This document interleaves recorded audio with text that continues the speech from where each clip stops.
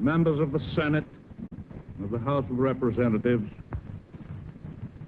yesterday, December 7th, 1941,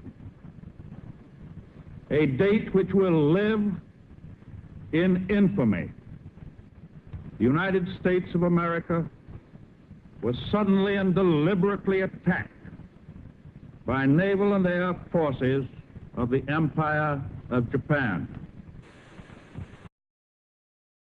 The question that is often asked is, how did this happen?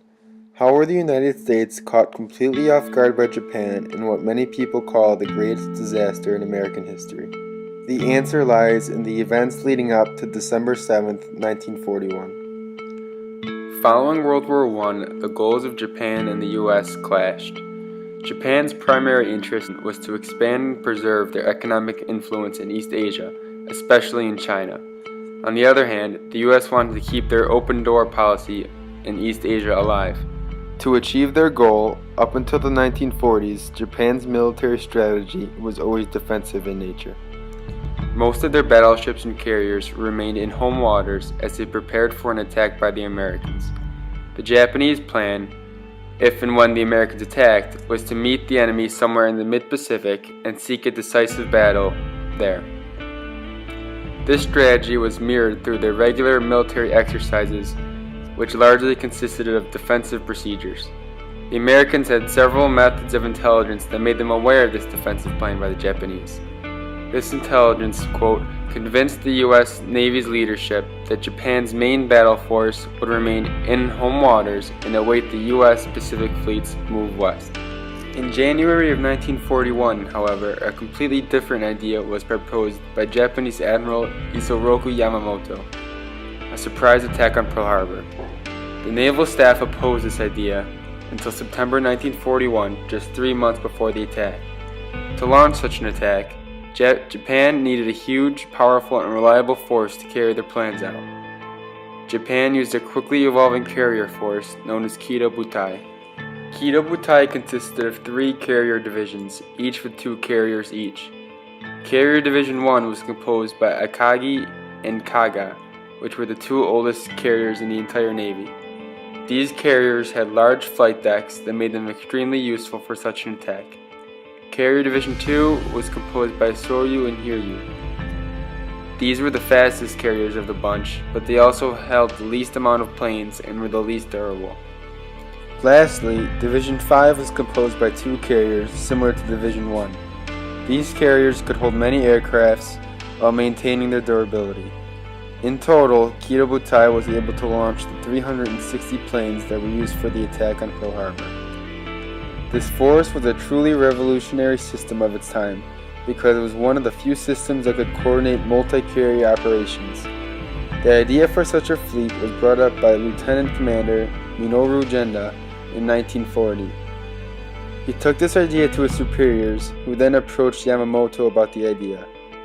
Already thinking about an attack on Pearl Harbor as part of a larger war plan, he agreed and created the first air fleet in April 1941. The Japanese now had a carrier force that could not only attack enemy fleets, they could also attack enemy fleet bases in the Pacific, such as Pearl Harbor.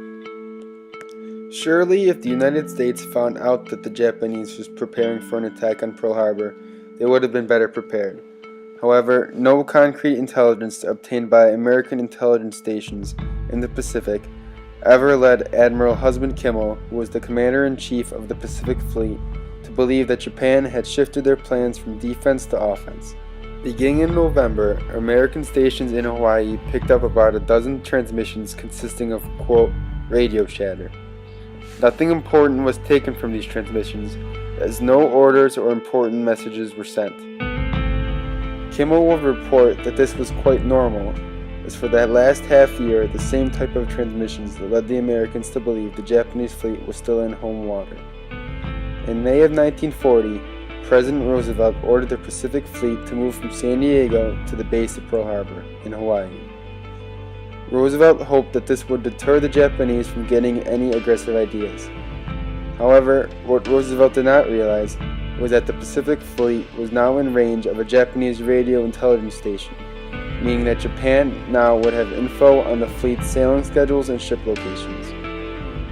In addition, Japan was now able to track the paths of recon planes flying around Hawaii. It revealed that the vast majority of the planes flew south and west, leaving the path of the Japan fleet basically uncovered. In the days leading up to the attack, the radio stations would be able to let the Japan fleet know if they were located or if they needed to change their plans. The head of War Plans Division of the Navy, Admiral Richmond Turner, testified after the attack that around November 27th it became evident that a large portion of the Japanese fleet could not be found. Admiral Turner, unlike Admiral Kimmel, believed that an attack might be coming. Admiral Turner sent Kimmel a warning. This dispatch is to be considered a war warning. Negotiations with Japan have ceased and an aggressive move by Japan is expected within the next few days. The message specified that the attack would, quote, probably be on the Philippines. As a result of this, commanders in Hawaii were only put on alert against this sabotage, not an all-out attack from Japan.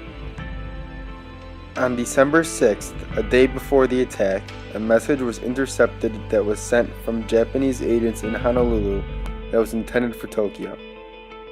I imagine that in all probability there is considerable opportunity to take advantage for a surprise attack. The message continued to give away ample information about the forces stationed at Pearl Harbor. The message wasn't deciphered until December 8th, a day after the attack. So how did the attack go down? At 7:48 a.m. Hawaiian time, the attack commenced. The Japanese attacked in two waves. The first wave consisted of about 183 planes, ranging from fighters, bombers, and torpedoes. About 168 planes attacked in the second wave about an hour later. The first wave was much more damaging, as estimates are that about 90% of the total damage from Pearl Harbor were caused by the first wave. This is largely because by the time the second Japanese wave approached, Americans responded with intense anti-aircraft fire. However, great damage was already done. 21 American ships and 339 aircrafts were destroyed or severely damaged, but most importantly, 2,403 American lives were lost. Based on the fact that the second Japanese wave was met with great resistance and only did about 10% of the total damage, it is clear that if the U.S. had any concrete warning of the attack, it would have been defended much better. The Americans did have an opportunity for this.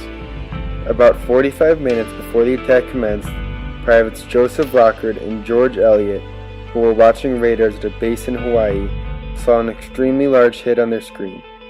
It was, quote, the biggest they have ever seen.